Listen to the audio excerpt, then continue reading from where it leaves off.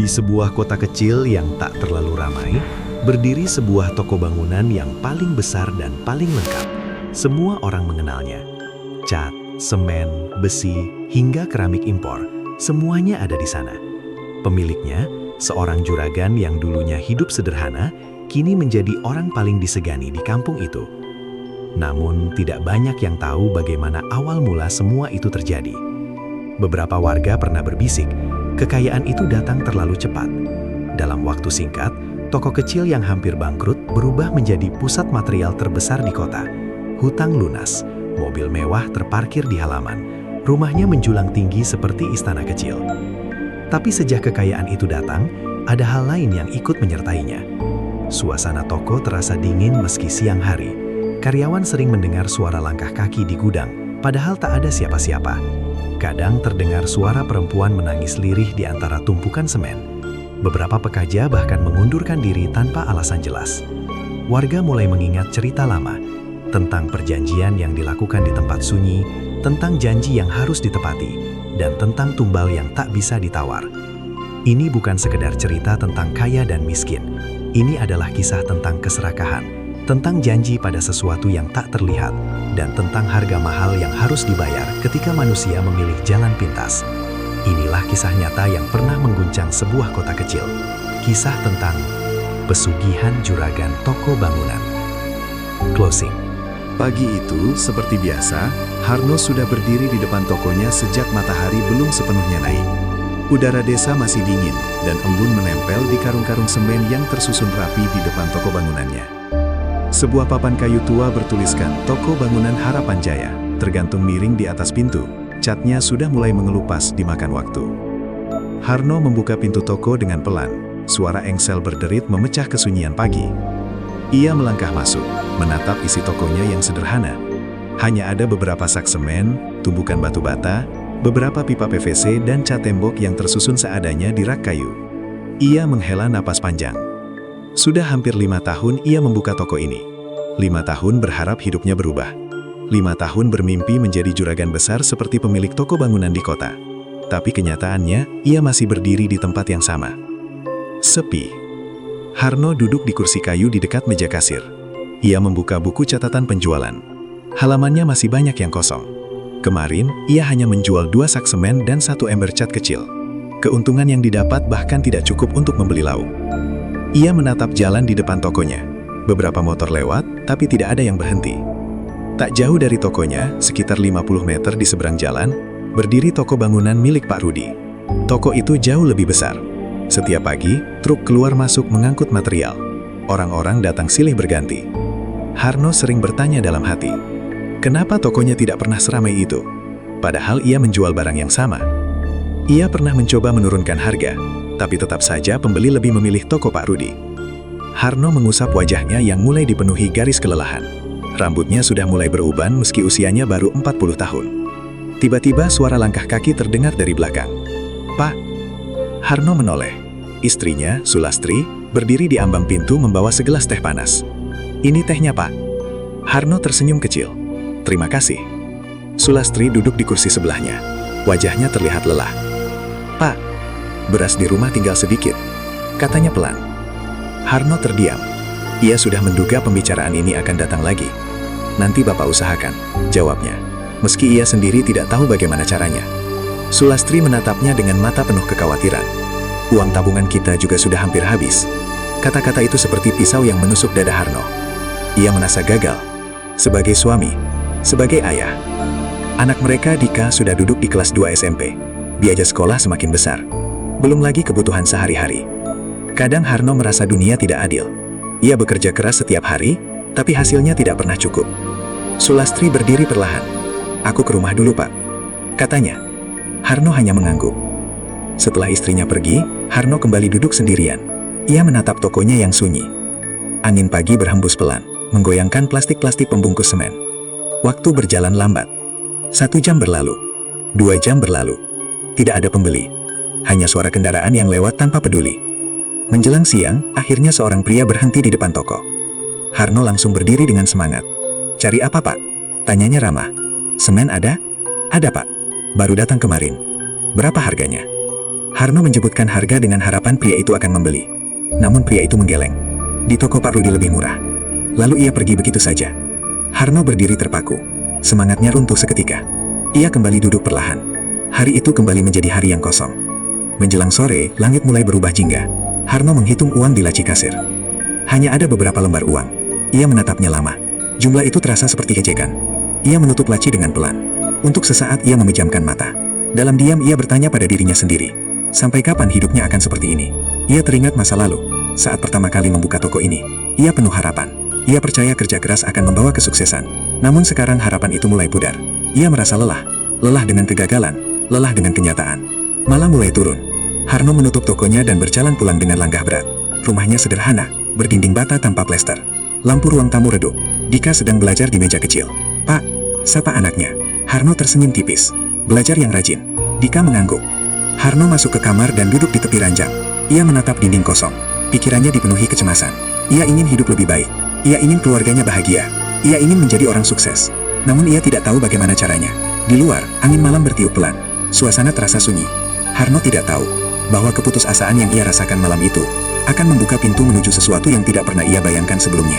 Malam itu, angin berhembus pelan membawa udara dingin yang menusuk kulit. Desa mulai sepi. Lampu-lampu rumah menyala redup, dan suara jangkrik terdengar bersahutan di antara gelapnya malam. Harno duduk sendirian di teras rumahnya. Ia menatap jalan tanah di depan rumah dengan pikiran kosong. Di dalam, istrinya sudah tidur, begitu juga anaknya. Hanya Harno yang masih terjaga, ditemani kegelisahan yang tidak kunjung hilang. Ia memikirkan tokonya, memikirkan utang-utangnya, memikirkan masa depan keluarganya. Perasaan sesak memenuhi dadanya. Akhirnya, Harno berdiri. Ia mengenakan jaket tipisnya, lalu berjalan keluar rumah. Kakinya melangkah tanpa tujuan yang jelas, hanya mengikuti jalan desa yang diterangi lampu seadanya. Tanpa sadar, ia sampai di warung kopi kecil di dekat pasar. Warung itu masih buka. Lampu kuning redup menggantung di tengah ruangan, menerangi beberapa kursi kayu yang sudah tua.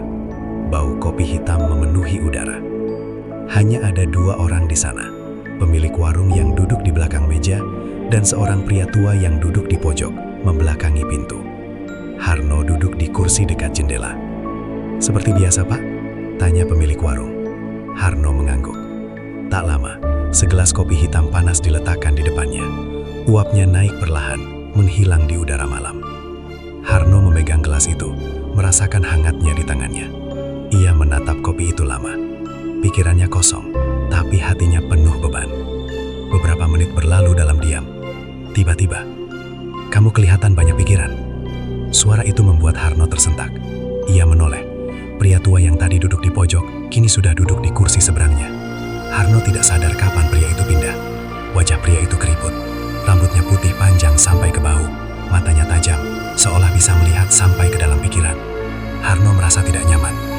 "Hihi, kelihatan dari wajahmu," kata pria tua itu pelan. Harno mencoba tersenyum sopan. "Cuma masalah biasa, Pak." Pria tua itu menatapnya dalam. "Kamu punya toko bangunan." Harno terdiam. Ia tidak pernah melihat pria ini sebelumnya. "Iya," jawab Harno pelan. "Sepi," lanjut pria itu.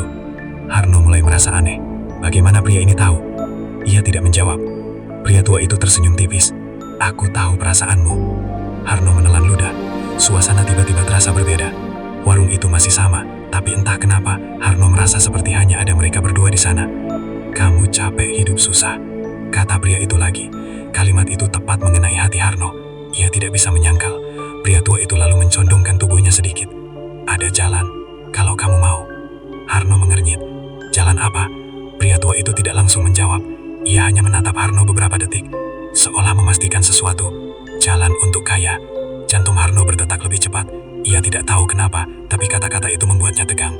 "Kaya," ulang Harno. Pria tua itu mengangguk pelan. "Kamu bisa punya toko besar. Kamu bisa punya mobil. Kamu bisa punya semua yang kamu inginkan. Harno terdiam. Sebagian dari dirinya ingin menolak pembicaraan ini, tapi sebagian lagi merasa tertarik. Bagaimana caranya? Tanya Harno akhirnya. Pria tua itu tersenyum tipis, namun senyumnya terasa dingin. Kamu hanya perlu berani. Harno merasakan bulu kuduknya berdiri. Pria tua itu lalu mendekatkan wajahnya sedikit. Datang ke bukit belakang desa. Harno terdiam. Malam Jumat, sendiri. Suasana menjadi sunyi. Harno bisa mendengar detak jantungnya sendiri. Ia ingin bertanya lebih banyak, tapi kata-kata terasa tertahan di tenggorokannya. Pria tua itu lalu berdiri perlahan. Kamu akan mengerti nanti, katanya. Lalu ia berjalan pergi. Harno hanya bisa menatap punggungnya. Langkah pria itu pelan, sampai akhirnya menghilang dalam gelap. Harno duduk diam. Ia merasa bingung, takut, tapi juga penasaran. Ia menoleh ke arah pemilik warung. Pak, tadi orang itu siapa? Tanya Harno. Pemilik warung terlihat bingung. Orang siapa? Itu pria tua yang duduk di sini. Pemilik warung menggeleng. Dari tadi cuma bapak yang duduk di situ. Tubuh Harno langsung terasa dingin. Ia yakin tadi pria itu ada di depannya, berbicara dengannya, sangat jelas. Tangannya mulai gemetar. Ia segera berdiri dan membayar kopi. Langkahnya cepat saat keluar dari warung. Malam terasa lebih gelap dari biasanya. Angin terasa lebih dingin. Sepanjang jalan pulang, kata-kata pria tua itu terus terngiang di kepalanya. Datang ke bukit belakang desa. Malam Jumat, sendiri. Harno mencoba melupakannya, menganggap itu hanya halusinasi. Tapi jauh di dalam hatinya, ia tahu itu bukan pertemuan biasa. Dan tanpa ia sadari, sesuatu telah mulai mendekatinya, menunggu, menariknya perlahan menuju jalan yang tidak bisa ia hindari lagi. Sejak malam pertemuan di warung kopi itu, hidup Harno tidak lagi terasa sama. Kata-kata pria tua itu terus terngiang di kepalanya, siang dan malam, seolah berputar tanpa henti. Datang ke bukit belakang desa, malam Jumat, sendiri. Awalnya, Harno mencoba melupakannya. Ia menganggap itu hanya mimpi, atau mungkin halusinasi karena terlalu lelah dan banyak pikiran. Namun, semakin ia berusaha melupakan, semakin jelas suara itu terdengar di dalam benaknya. Setiap kali ia duduk sendirian di toko yang sepi, bayangan pria tua itu muncul. Tatapan matanya yang tajam seolah menembus pikirannya. Hari-hari berlalu dengan lambat. Tokonya masih tetap sepi. Tidak ada perubahan. Tidak ada harapan baru. Sampai akhirnya, malam Jumat itu tiba. Langit gelap tanpa bulan. Awan tebal menutupi cahaya bintang. Desa terasa lebih sunyi dari biasanya, seolah semua orang memilih berdiam diri di rumah. Harno duduk di ruang tamu, menatap kosong ke arah pintu. Jam dinding berdetak pelan. Tik-tok, tik-tok. Setiap detiknya terasa berat. Di dalam kamar, Sulastri dan Dika sudah tidur. Suara napas mereka terdengar pelan. Harno menelan ludah. Ia tahu apa yang sedang dipikirkannya. Bukit belakang desa. Tempat itu sudah lama dikenal sebagai tempat yang angker. Jarang ada warga yang berani pergi ke sana, apalagi pada malam hari. Tapi rasa putus asa di dalam diri Harno lebih besar daripada rasa takutnya. Ia berdiri perlahan.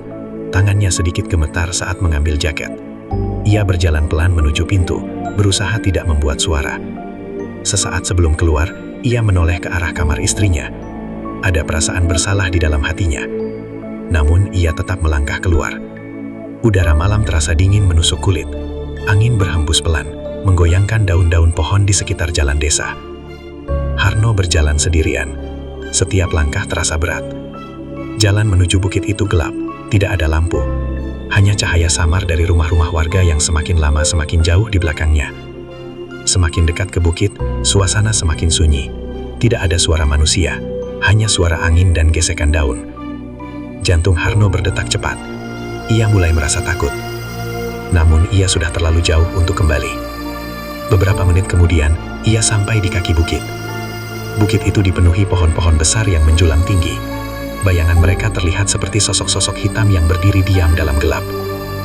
Harno berhenti sejenak. Ia menarik napas panjang. Lalu melangkah naik. Tanah terasa lembab. Bau tanah basah memenuhi udara. Setiap langkahnya diiringi suara ranting patah. Dan kemudian, ia melihat cahaya. Cahaya kecil dari nyala lilin. Di atas bukit, Harno mempercepat langkahnya. Saat ia sampai di puncak, ia melihat pria tua itu berdiri di sana. Persis seperti yang ia lihat di warung kopi. Pria itu berdiri di depan sebuah batu besar. Di depannya ada sesajen, bunga, kemenyan, dan beberapa benda yang tidak dikenali Harno. Asap kemenyan mengepul pelan ke udara. Pria tua itu menoleh. Seolah sudah tahu Harno akan datang. "Kamu datang," katanya pelan. Harno tidak menjawab.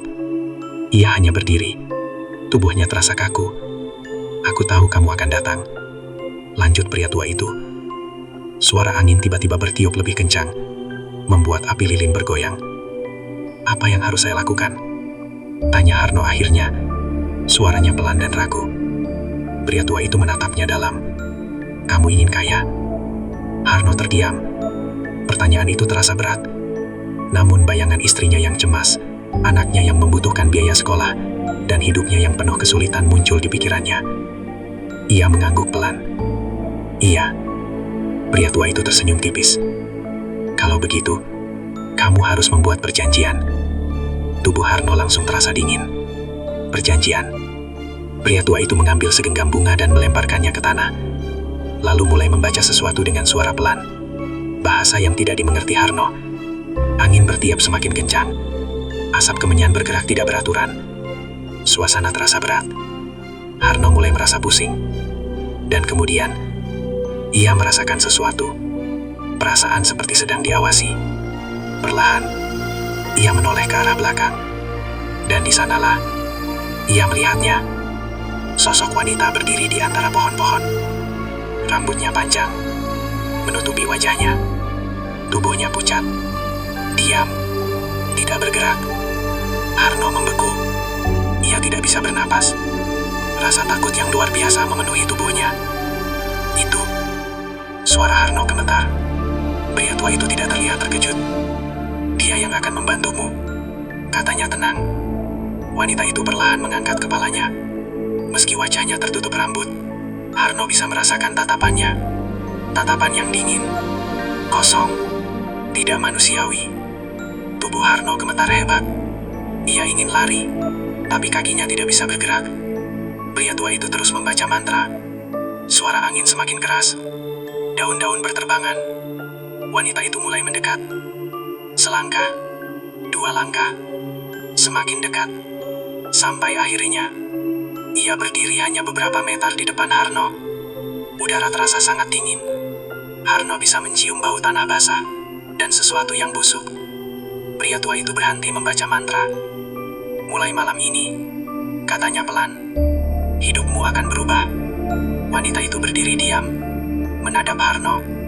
Dan untuk pertama kalinya dalam hidupnya, Harno sadar, ia telah membuka pintu menuju sesuatu yang tidak seharusnya ia sentuh. Pagi itu, Harno terbangun dengan tubuh terasa berat. Kepalanya masih terasa pusing, seolah semalaman ia tidak benar-benar tidur. Ia duduk di tepi ranjang, mencoba mengingat apa yang terjadi malam sebelumnya. Bukit, pria tua itu, dan sosok wanita berambut panjang. Jantungnya langsung berdetak lebih cepat. Untuk sesaat, ia bertanya pada dirinya sendiri. Apakah semua itu nyata? Atau hanya mimpi buruk? Suara istrinya memecah lamunannya. "Pak, tidak buka toko?" tanya Sulastri dari dapur. Harno tersentak. "Iya, buka," jawabnya pelan. Ia berdiri dan berjalan keluar rumah. Udara pagi terasa sama seperti biasanya.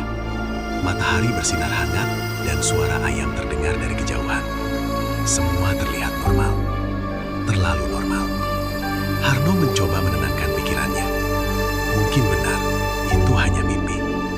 Ia berjalan menuju tokonya dengan langkah pelan. Saat sampai, ia membuka pintu seperti biasa.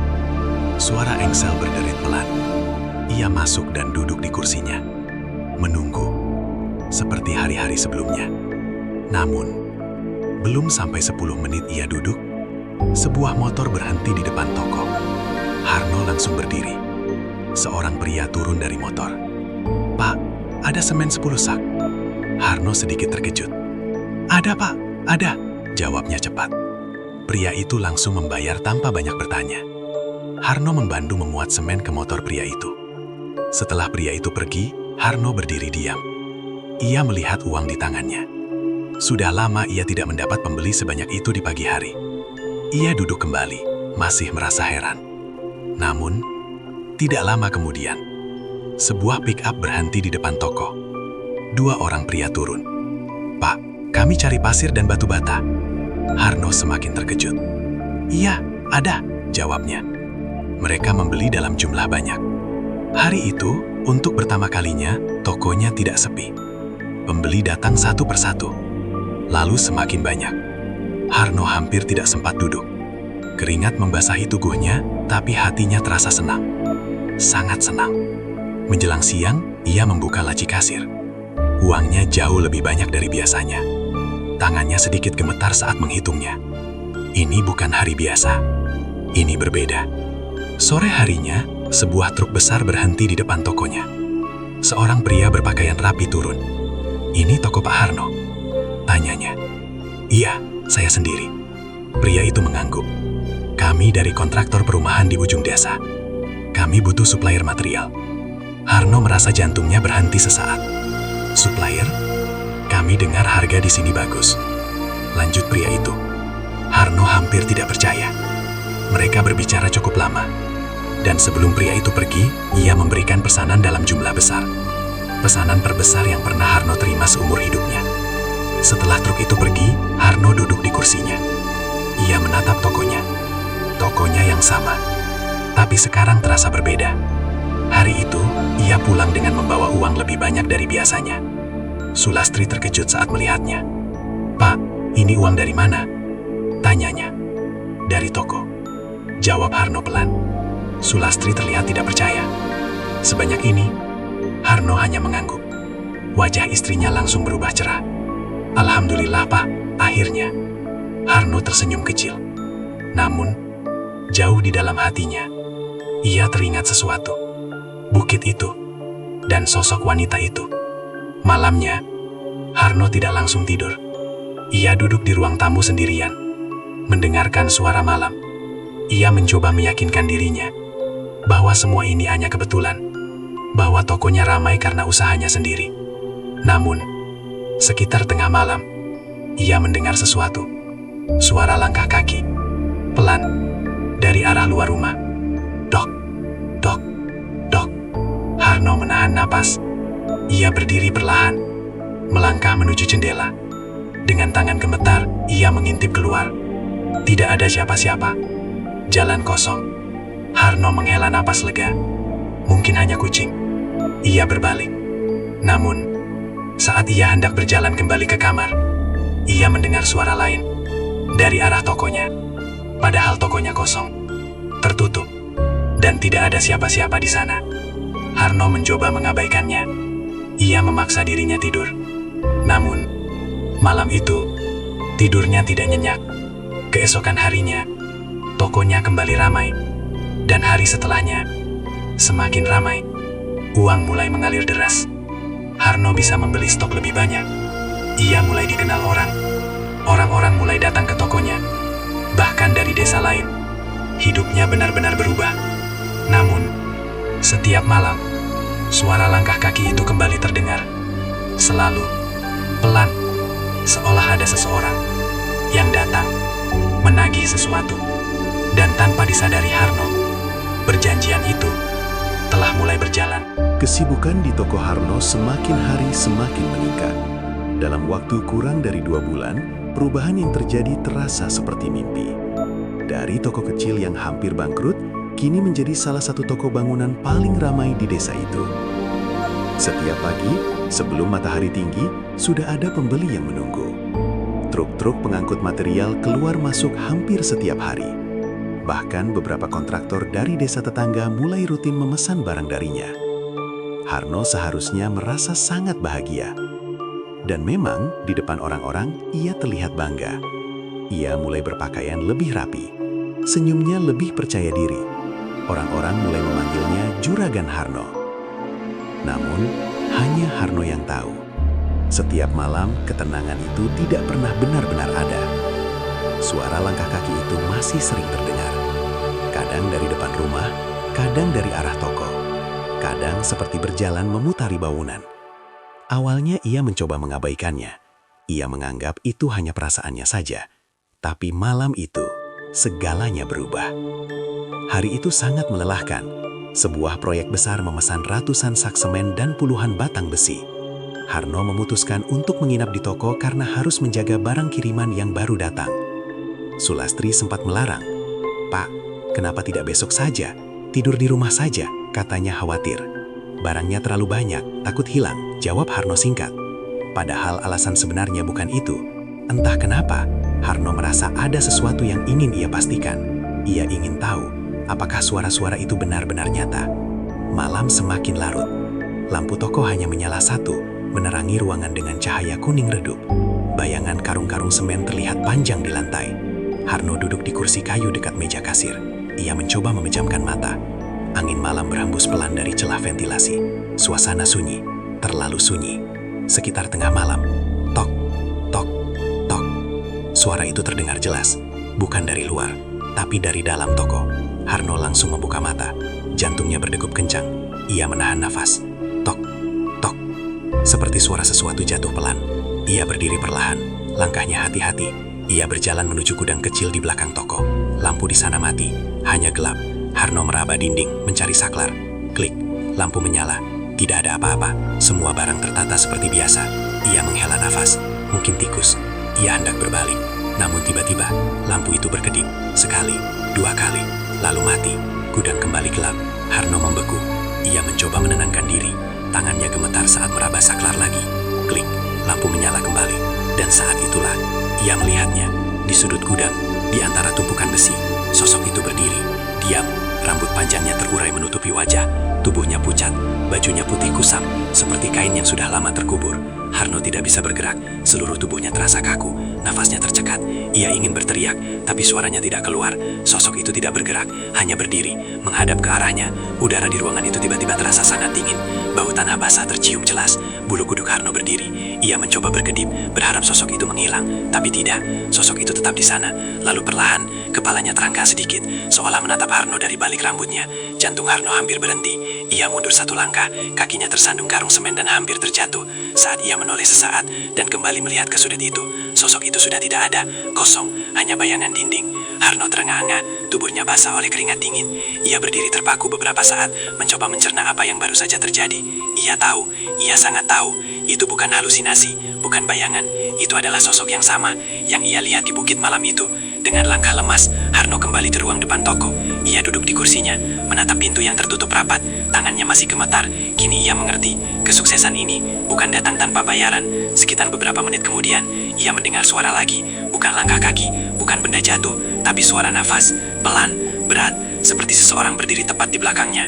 Harno tidak berani menoleh, tubuhnya membeku. Suara nafas itu semakin dekat, semakin jelas, sampai ia bisa merasakan hawa dingin di tengguknya. Perlahan, dengan seluruh keberanian yang tersisa, Harno menoleh. Kosong, tidak ada siapa-siapa, namun di kaca etalase toko, ia melihat bayangan, bukan bayangannya sendiri. Di belakangnya, ada sosok wanita berdiri, diam, menatapnya. Dan untuk pertama kalinya sejak semua ini dimulai, Harno benar-benar merasa takut. Bukan takut kehilangan uang, bukan takut bangkrut, tapi takut pada sesuatu yang kini selalu bersamanya, mengawasinya, menunggu, dan ia tahu ini baru permulaan. Sejak malam penampakan di gudang itu, hidup Harno tidak pernah benar-benar tenang.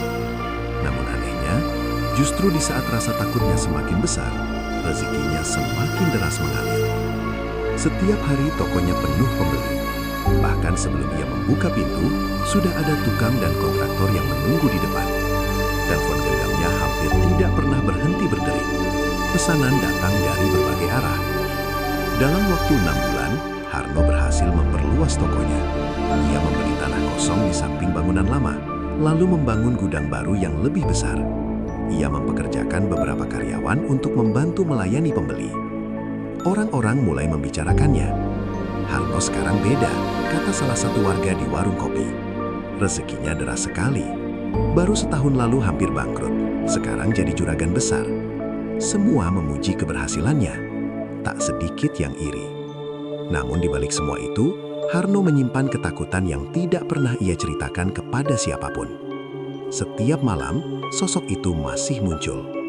Kadang berdiri di antara tumpukan semen. Kadang terlihat sekilas di kaca etalase. Kadang hanya bayangan putih yang lewat cepat di sudut mata.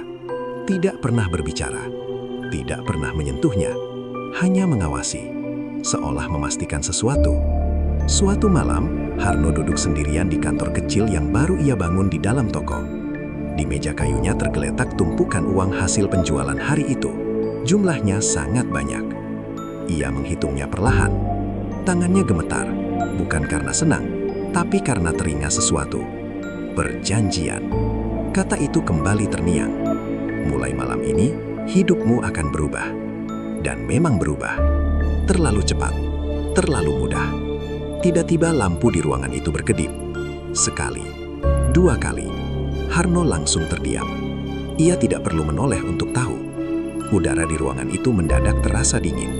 Sangat dingin. Seperti ada pintu es yang terbuka. Pelan-pelan, ia mengangkat wajahnya. Di balik pintu kaca kantor, ia melihat sosok itu berdiri. Lebih jelas dari sebelumnya.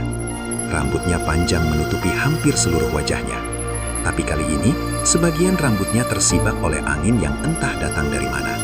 Harno bisa melihat sebagian wajahnya. Pucat, sangat pucat. Bibirnya tipis, hampir tidak berwarna. Matanya kosong, namun menatap langsung ke arahnya. Harno ingin berpaling, tapi ia tidak bisa. Tubuhnya terasa berat. Sosok itu tidak bergerak, hanya berdiri. Beberapa detik yang terasa seperti berjam-jam berlalu. Lalu tiba-tiba, pintu kaca itu bergetar keras. Brak! Harno tersentak dan berdiri dari kursinya. Namun saat ia berkedip, sosok itu sudah tidak ada. Kosong. Hanya bayangan gudang yang gelap. Napas Harno terengah-engah. Ia menyadari satu hal. Penampakan itu semakin jelas. Semakin nyata. Seolah mendekat. Seolah waktunya semakin dekat. Keesokan harinya, sesuatu yang aneh terjadi. Salah satu karyawannya, Jaya, tiba-tiba terjatuh saat sedang menyusun besi di gudang. Tidak ada yang mendorong, tidak ada yang menyenggol. Tapi tubuhnya terpental seolah ada yang menarik dari belakang. "Pak, saya seperti didorong," kata Jaya dengan wajah pucat. Harno terdiam. Ia tahu itu bukan kecelakaan biasa. Namun ia hanya berkata, "Mungkin kamu kurang hati-hati." Ia tidak berani mengatakan yang sebenarnya. Beberapa hari kemudian kejadian aneh kembali terjadi. Salah satu rak cat roboh sendiri, padahal tidak ada yang menyentuhnya. Barang-barang sering berpindah tempat. Lampu gudang sering mati tiba-tiba. Para karyawan mulai berbisik-bisik. "Gudang ini angker," kata salah satu dari mereka. Harno mendengar itu. Tapi ia pura-pura tidak peduli. Ia tidak bisa menghentikan semua ini. Ia tidak tahu caranya. Dan jauh di dalam hatinya, ia takut mencari tahu lebih jauh. Karena ia sadar, setiap keberhasilan yang ia raih sekarang, ada sesuatu yang menyertainya. Suatu malam, saat Harno hendak menutup toko, ia merasa seperti ada yang berjalan tepat di belakangnya. Langkahnya mengikuti. Saat ia berhenti, langkah itu berhenti. Saat ia berjalan lagi, langkah itu kembali terdengar. Perlahan, pelan, seirama, dengan jantungnya yang berdebar. Harno akhirnya berhenti total. Suasana sunyi. Ia memejamkan mata sejenak, lalu berbalik dengan cepat. Kosong. Namun tepat di lantai semen depan gudang, ada jejak kaki. Jejak kaki basah, seperti bekas panah lembab. Jejak itu mengarah tepat ke arahnya, dan berhenti di tempat ia berdiri. Darah Harno terasa berhenti mengalir. Ia mundur perlahan. Kini ia benar-benar mengerti. Apapun yang datang malam itu di bukit, tidak pernah pergi. Ia hanya menunggu. Dan mungkin belum menerima apa yang menjadi bagiannya. Di luar, angin malam berhembus lebih kencang, membawa suara samar, seperti bisikan belang yang nyaris tak terdengar. Harno berdiri sendirian di dalam tokonya yang besar dan megah. Kaya, berhasil. Namun untuk pertama kalinya, ia merasa sangat kecil dan sangat tidak berdaya. Sejak kejadian jejak kaki basah di lantai gudang, tidur Harno tidak pernah nyenyak. Setiap kali ia memejamkan mata, bayangan wanita berambut panjang itu muncul. Tidak lagi hanya berdiri diam, tapi semakin dekat. Seolah ingin mengatakan sesuatu, namun tanpa suara. Tokonya tetap ramai, bahkan lebih ramai dari sebelumnya. Ia kini memiliki 2 truk sendiri untuk mengantar material ke proyek-proyek besar. Nama Juragan Harno semakin dikenal hingga ke kecamatan sebelah. Namun semakin besar usahanya, semakin sering gangguan terjadi.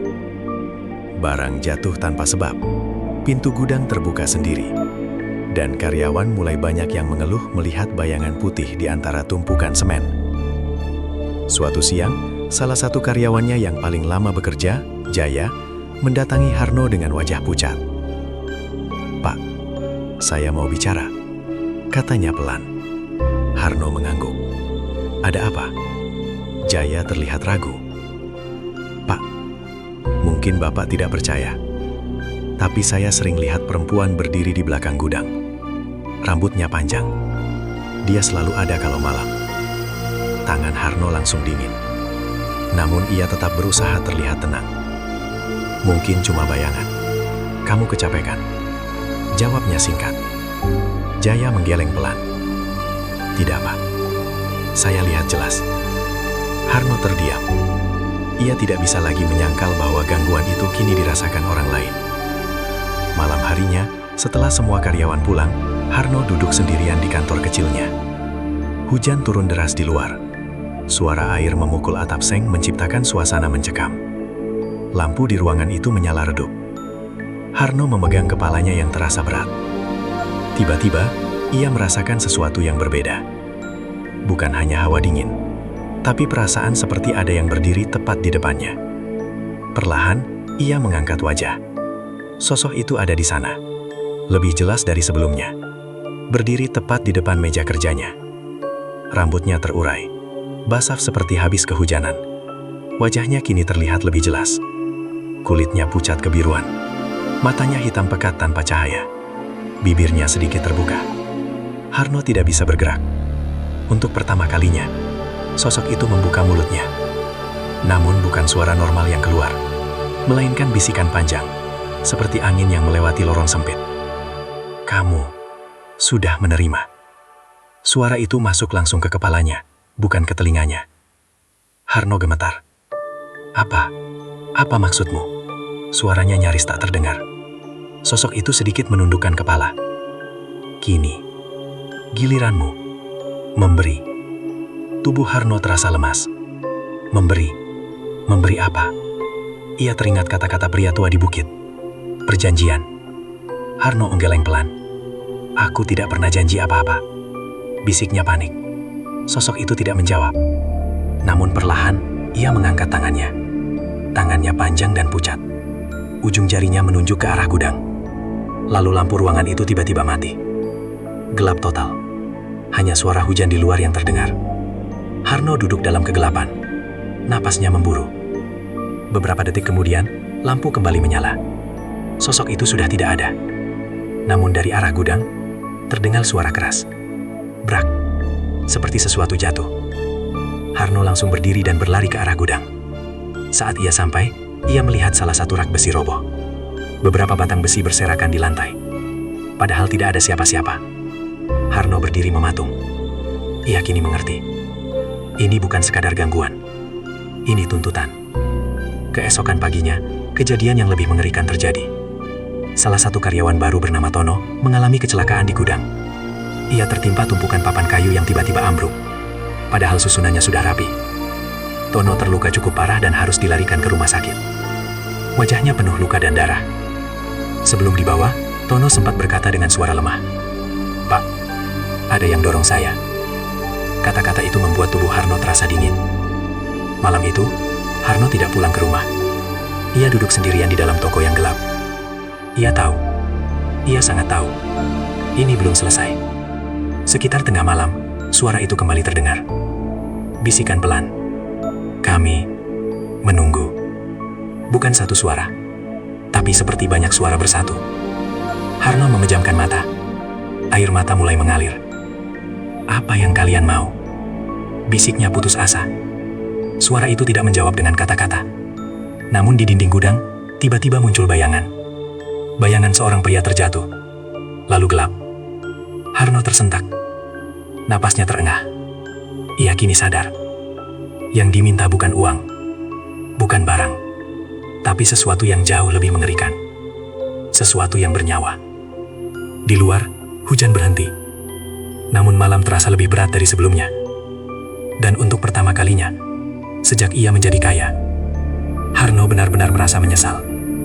Namun ia tidak tahu bagaimana cara menghentikan semuanya. Karena perjanjian itu sudah berjalan terlalu jauh. Sejak malam, sosok itu berbicara dan mengatakan, "Kini giliranmu memberi." Hidup Harno berubah menjadi penuh ketakutan. Ia tidak lagi menikmati kekayaannya. Setiap suara kecil membuatnya terkejut. Setiap bayangan membuat jantungnya berdebar kencang. Namun yang paling membuatnya takut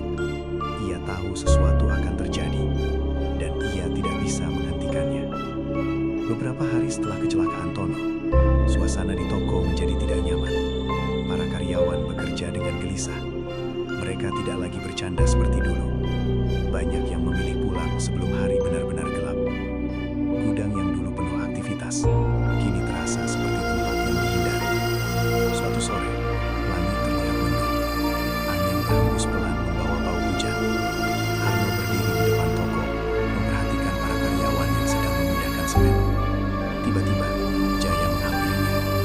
"Pak, saya mau izin pulang lebih awal," katanya pelan. Harno menatapnya. "Kenapa?" Jaya terlihat ragu. "Saya tidak nyaman, Pak. Setiap sore, saya merasa seperti ada yang melihat saya." Harno tidak menjawab. Ia tidak bisa menyalahkan Jaya, karena ia sendiri merasakan hal yang sama. "Ya sudah, hati-hati di jalan," jawab Harno akhirnya. Jaya mengangguk dan pergi. Sore itu, hanya tersisa 2 karyawan di toko. Dan menjelang maghrib, mereka juga pulang. Kini Harno sendirian. Langit semakin gelap. Angin bertiup lebih dingin. Ia masuk ke dalam gudang, memastikan semua barang aman sebelum pulang. Saat ia berjalan di antara tumpukan semen, ia melihat sesuatu. Jejak kaki. Jejak kaki basah. Padahal lantai gudang kering. Jejak itu baru dan mengarah ke dalam. Jantung Harno berdetak kencang. Ia mengikuti jejak itu perlahan. 1 langkah, 2 langkah. Jejak itu berhenti di dekat rak kayu besar. Harno berdiri diam. Suasana sangat sunyi. Tiba-tiba, suara pintu gudang tertutup keras. Brak. Harno tersentak dan menoleh cepat. Pintu itu kini tertutup rapat, padahal tadi terbuka. Udara menjadi sangat dingin. Napasnya terlihat seperti asap tipis. Dan kemudian, ia mendengar suara. Suara langkah kaki. Di belakangnya. Pelan. Perlahan. Harno tidak berani bergerak. Ia tahu siapa itu. Ia bisa merasakan kehadirannya. Dekat sekali. Tepat di belakangnya. Lalu suara bisikan itu terdengar lagi. "Kami lapar." Air mata Harno mulai jatuh. "Apa yang kalian mau?" bisiknya putus asa. Tidak ada jawaban. Namun tiba-tiba, terdengar suara keras dari luar gudang. Suara motor jatuh, dan teriakan seseorang.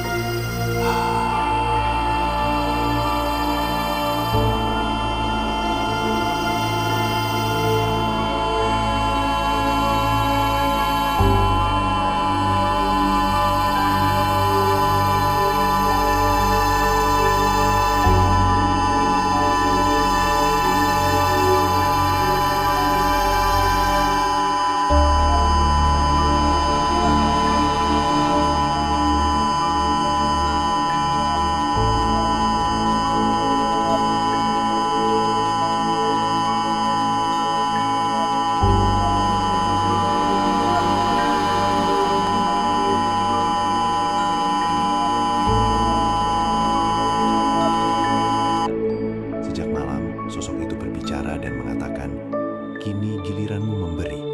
Hidup Harno berubah menjadi penuh ketakutan. Ia tidak lagi menikmati kekayaannya. Setiap suara kecil membuatnya terkejut. Setiap bayangan membuat jantungnya berdebar kencang.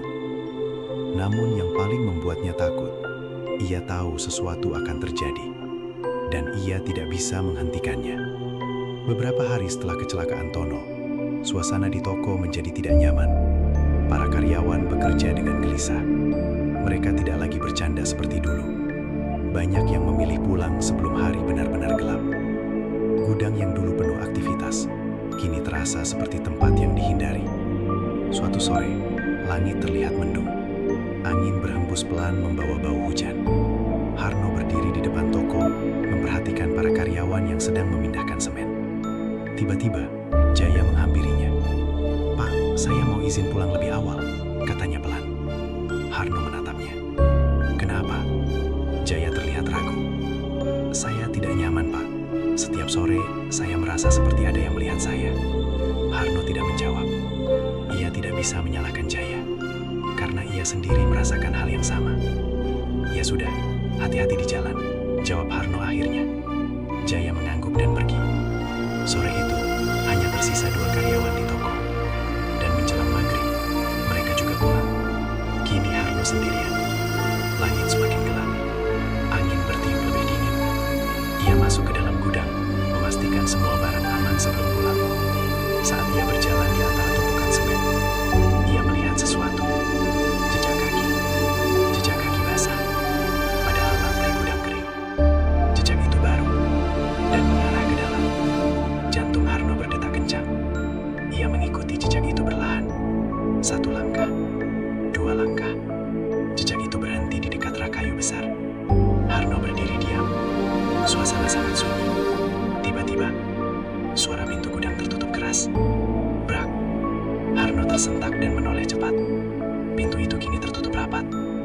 portal tadi terbuka.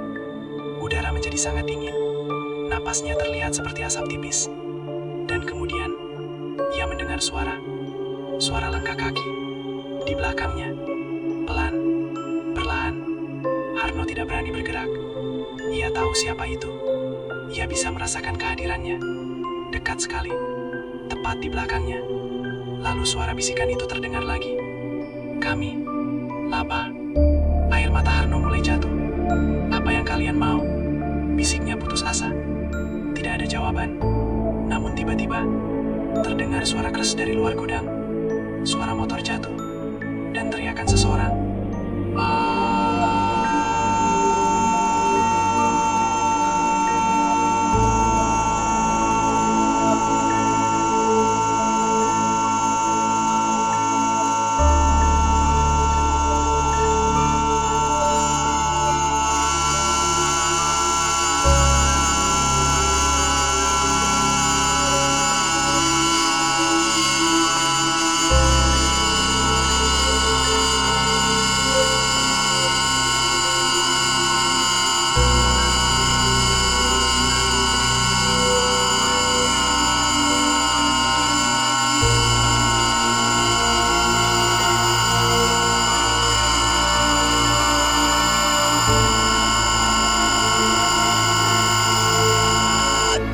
Sejak malam, sosok itu berbicara dan mengatakan, "Kini giliranmu memberi." Hidup Harno berubah menjadi penuh ketakutan. Ia tidak lagi menikmati kekayaannya. Setiap suara kecil membuatnya terkejut. Setiap bayangan membuat jantungnya berdebar kencang. Namun yang paling membuatnya takut, ia tahu sesuatu akan terjadi, dan ia tidak bisa menghentikannya. Beberapa hari setelah kecelakaan Tono, suasana di toko menjadi tidak nyaman. Para karyawan bekerja dengan gelisah. Mereka tidak lagi bercanda seperti dulu. Banyak yang memilih pulang sebelum hari benar-benar gelap. Gudang yang dulu penuh aktivitas, kini terasa seperti tempat yang dihindari. Kematian Pak Darto mengguncang desa. Orang-orang membicarakannya di warung, di masjid, di pasar. Semua sepakat bahwa kecelakaan itu terasa aneh. Jalan di depan toko Harno lurus dan tidak licin. Tidak ada kendaraan lain. Namun motor Pak Darto tiba-tiba oleng dan menghantam aspal seperti ditarik sesuatu. Harno menghadiri pemakaman dengan wajah pucat. Ia berdiri di antara warga, mendengar doa-doa dilantunkan. Istri Pak Darto menangis histeris. Anak-anaknya memeluk tubuh ayah mereka untuk terakhir kali. Setiap tangisan terdengar seperti tuduhan di telinga Harno. Ia tidak berani menatap wajah keluarga itu terlalu lama. Karena di dalam hatinya, ia merasa bersalah. Sejak kejadian itu, gangguan di toko semakin menjadi. Lampu sering mati sendiri. Pintu gudang terbuka dan tertutup tanpa angin. Beberapa karyawan mengundurkan diri karena merasa tidak nyaman. "Maaf Pak, saya tidak kuat," kata Jaya suatu pagi. Harno hanya mengangguk lemah. Ia tidak bisa memaksa siapapun bertahan, karena ia sendiri hampir tidak sanggup. Namun anehnya, di tengah semua ketakutan itu, usahanya tetap berkembang pesat. Pesanan datang lebih besar dari sebelumnya. Ia bahkan menandatangani kerjasama dengan kontraktor dari kota. Uang terus mengalir. Seolah kematian Pak Darto adalah pembuka. Dan hal itu justru membuat Harno semakin takut. Suatu malam, ia bermimpi. Ia berdiri di bukit yang sama seperti malam pertama ritual itu. Angin berhembus kencang. Langit gelap tanpa bintang. Di depannya berdiri pria tua yang dulu menemuinya di warung kopi. "Kamu sudah menerima," kata pria itu dengan suara berat. Harno ingin berbicara, tapi suaranya tidak keluar. "Perjanjian belum selesai," lanjut pria tua itu. Tiba-tiba tanah di bawah kaki Harno retak. Dari dalam retakan itu muncul tangan-tangan pucat. Dan di bengahnya, sosok wanita itu berdiri. Kini wajahnya terlihat jelas. Matanya hitam pekat.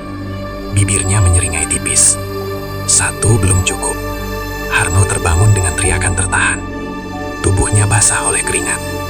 Jam menunjukkan pukul 2 dini hari. Ia duduk di ranjang. Nafasnya tidak teratur. Satu belum cukup. Kalimat itu terus terngiang. Keesokan harinya, suasana toko terasa lebih berat dari biasanya. Udara seperti menekan dada.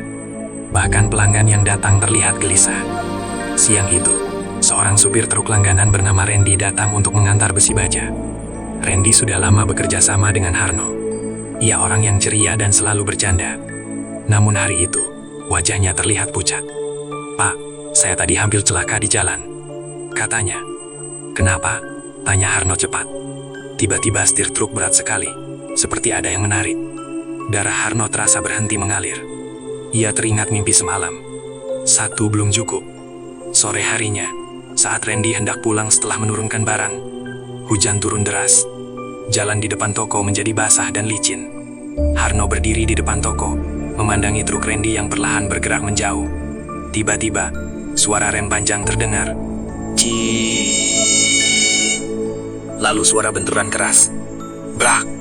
Warga berteriak. Harno berlari ke arah suara itu. Truk Randy terguling di tikungan kecil tidak jauh dari toko. Kacanya pecah. Tubuh Randy terjepit di dalam kabin. Darah mengalir deras. Beberapa orang mencoba menolong, namun semuanya sudah terlambat. Randy meninggal di tempat. Hujan masih turun. Air bercampur darah mengalir ke selokan. Harno berdiri membeku. 2 orang. Sudah 2 orang. Angin berhembus pelan. Dan di genangan air hujan di dekat kakinya, ia melihat pantulan. Bukan hanya dirinya, tapi sosok wanita itu berdiri di sampingnya. Wajahnya kini terlihat lebih hidup. Matanya tidak lagi kosong. Ada kilatan kepuasan di sana. Harno mundur perlahan. Air mata bercampur hujan di wajahnya. "Apalagi yang kau mau?" bisiknya putus asa. Tidak ada jawaban. Namun di dalam kepalanya, suara itu kembali terdengar. Perjanjian harus seimbang. Malam itu, Harno tidak pulang. Ia duduk sendirian di dalam toko yang gelap. Ia menyadari sesuatu yang mengerikan. Setiap kali ada kematian, usahanya justru semakin maju. Seolah nyawa mereka menjadi harga atas kekayaannya. Ia mencoba mengingat malam di bukit. Ia memang tidak menyebutkan tumbal. Ia tidak pernah setuju menyerahkan nyawa siapapun. Namun mungkin, diamnya saat itu sudah dianggap persetujuan. Kini semuanya terasa jelas. Kekayaan ini bukan hadiah. Ini utang.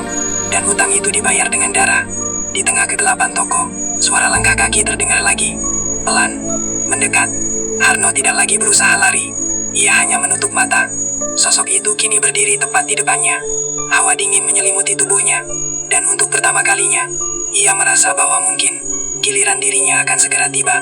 Setelah kematian Randy, hidup Harno berubah menjadi mimpi buruk yang tidak pernah berakhir. Ia tidak lagi merasa bangga dengan tokonya yang besar. Ia tidak lagi merasa senang melihat uang yang menumpuk di meja kasirnya.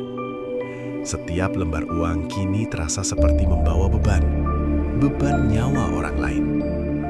Sudah 2 orang meninggal, dan suara itu masih sering datang. Perjanjian harus seimbang. Malam demi malam, sosok wanita itu semakin sering muncul. Tidak hanya di gudang atau di kaca, tapi bahkan di rumahnya sendiri. Suatu malam, saat Harno duduk di ruang tamu, lampu tiba-tiba mati. Rumah menjadi gelap total.